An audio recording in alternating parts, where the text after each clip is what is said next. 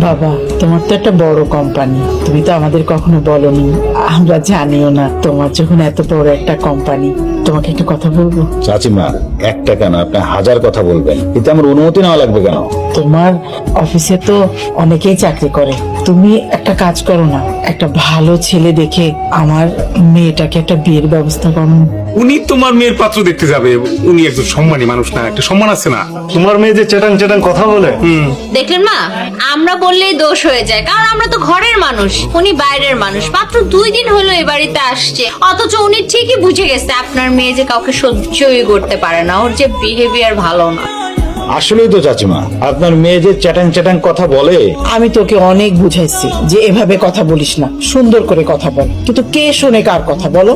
আপনার মেয়েকে তো আমি এইটুক সময়ের মধ্যেই চিনে ফেলেছি। আপনার মেয়ে যে চ্যাটাং চ্যাটাং কথা বলে, ওর জন্য যদি কোনো ভালো ফ্যামিলিতে ভালো ছেলের সাথে একটা সম্বন্ধ ঠিক করি, তাতে কি আমার মান সম্মান থাকবে?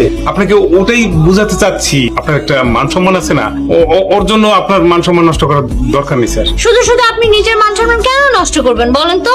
আমিও একটা ফাইনাল সিদ্ধান্ত নিয়ে ফেলেছি, যেভাবে কথা বলে আসলে অন্যর ঘরে গিয়ে ভালো সংসার করতে পারবে না। তাই আমি ভাবছি আমি ওকে বিয়ে করতে চাই, যদি আপনাদের কোনো আপত্তি না থাকে। আসলে কালকে যখন প্রথম ওকে দেখি, তখনই আমার ওকে ভালো লেগে গেছে। তুমি কি বলছো বাবা? আমার তো বিশ্বাসই হচ্ছে না। চাচিমা, আমারও তো বিশ্বাস হচ্ছে না এই গ্রামে এরকম একটা পদ্ম ফুলের মতো মেয়ে আছে। চাচিমা, আপনি যত তাড়াতাড়ি পারেন বিয়ের ব্যবস্থা করেন। আর এই যে মজিদ সাহেব, আপনি তো আমার তালই সাহেব, আমি 10 লাখ টাকার একটা চেক দিয়ে যাচ্ছি, আপনি আপনার ইচ্ছা মতো খরচ করেন। আরো যদি টাকা লাগে অফিস থেকে নিয়ে নেবেন, খরচের যেন কোনো কমতি না হয়। আরে এইটা আপনি কি বলেন স্যার? আপনি তো অফিসে আমার বস, এইখানে তো আপনি আমার বস না। এইখানে বিয়েতে যত টাকা খরচ হবে সব টাকা আমি খরচ করবো।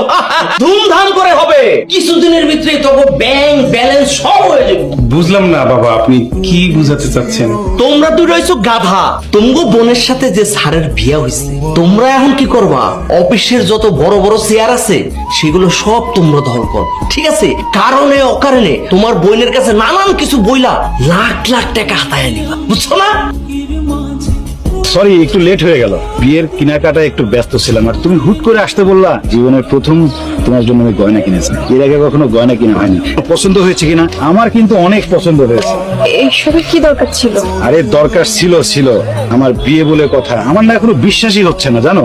দেখো আগে কেমন হয়েছে। সবাই বলে বছরে 2টা ঈদ, আমার কাছে কি মনে হচ্ছে জানো? আজকের দিনটা ঈদ, বছরে 3টা ঈদ মনে হচ্ছে আমার কাছে। আমি আপনাকে একটা কথা বলতে চাচ্ছি। আমি তোমার সব কথা শুনবো, আমাকে 1 মিনিট সময় দাও, এটা আগে তোমাকে পড়াই দিই। এই দেখো কি সুন্দর লাগছে, মনে হচ্ছে তোমার জন্যই তৈরি হয়েছে এটা। দেখো, হাতটা নামাও, একটু হাসো। এই দেখো, দেখছো তোমাকে কি সুন্দর লাগছে, মনে হচ্ছে